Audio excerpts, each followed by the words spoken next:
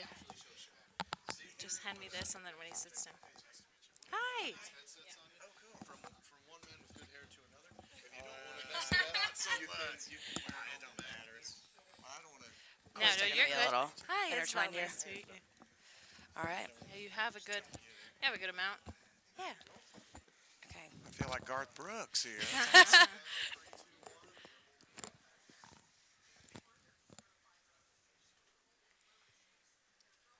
Hey guys, we are here for the second night of the 88th annual North Texas Fair and Rodeo, and we have our Budweiser stage artist of the night, Mr. Steve Wariner. Y'all still have some time to see him. He'll be on the stage at 9:30. And Steve, we are so happy to have you here. Thank you. Glad to be here. We're so happy to have some good weather while you're here too. I know. I was watching yesterday thinking, uh-oh. And I understand maybe the parade, The parade did get canceled. But anyway, we're going to have a good night. Yes, It's we gonna are. be- Yes, we are. I feel like my buddy Garth here with this. It's cool. They're fancy. Okay, Yeah. so let's get straight to the real deal. Tell us about. Okay, you've been playing bass professionally since the age of 17. I started out playing bass. Yeah. Played with Dottie West and Chet Atkins, Bob Lumen. Couldn't keep a job, but I kept. But you I did. worked with a lot of cool people starting out, and of course I was always a guitar player.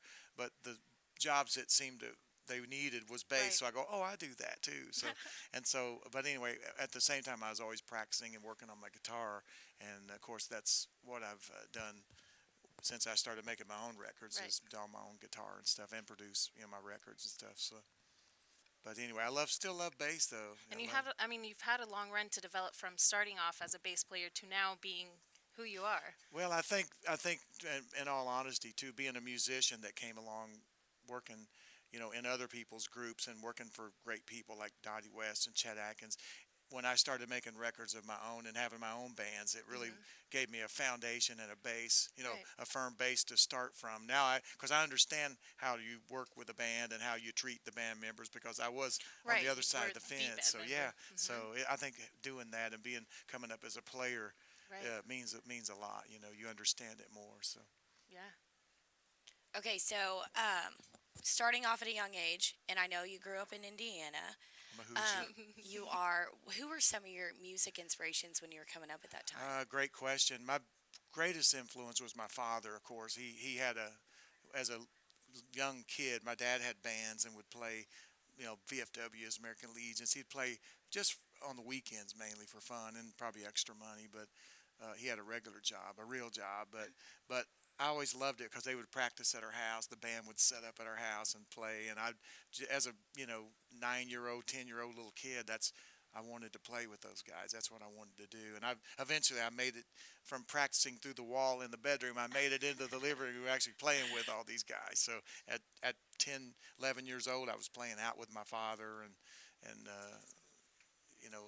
that means the world to me. But I was really influenced by my dad's influences, which were guitar guys like Chet Atkins and Merle Travis. And as I got a little older, of course, I branched out. The Beatles came along, and I love all kinds of music. So my influences were all over the place, bluegrass. And Right. my dad's an old fiddler. He was an old country fiddler, so I listened to a lot of bluegrass and you know.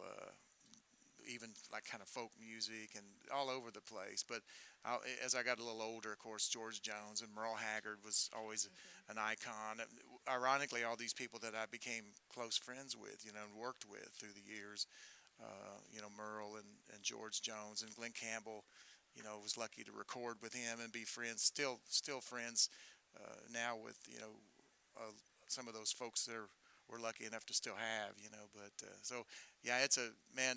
I'm the great example of any young artist that is, you know, thinking that they can't do it from where they're from. I'm from a small, poor little, family in a little town that I'm here to tell you it can be done. Just dream big because it can be done from anywhere you live and from any perspective. You can do it if you want to do it hard. If you want it badly enough. So.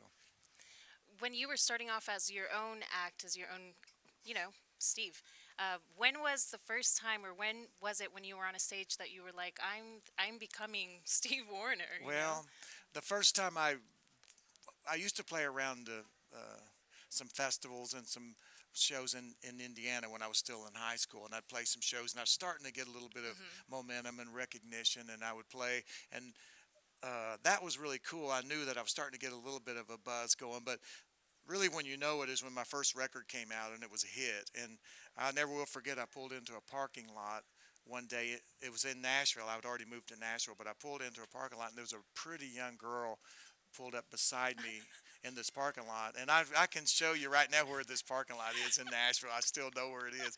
And she was really pretty. And she had her windows down, and my song was playing on her radio. And it was a song I had out called Your Memory. Was my first top 10 hit record, and I wanted so badly. I wanted to go, that's me, that's my record. Hey, I like that artist. Nice. I wanted to say, how do you like that song? Ah, that's me. But I was calm, and I tried to be cool. I didn't say anything, so I tried to. But that's the first time I go, we're Right. I got a It's hit happening. record. Now and then we had another one. And then, you Yeah, get lucky yeah. and you get on a roll, and we had a few. So, but that first few times you hear yourself on the radio, it's like, oh man, that's so cool. Right. Because you dream about that, Right, you dream it's- of doing that, and so it's pretty neat. Okay, so I read somewhere that you like to do watercolor Scaring painting. me when you say that.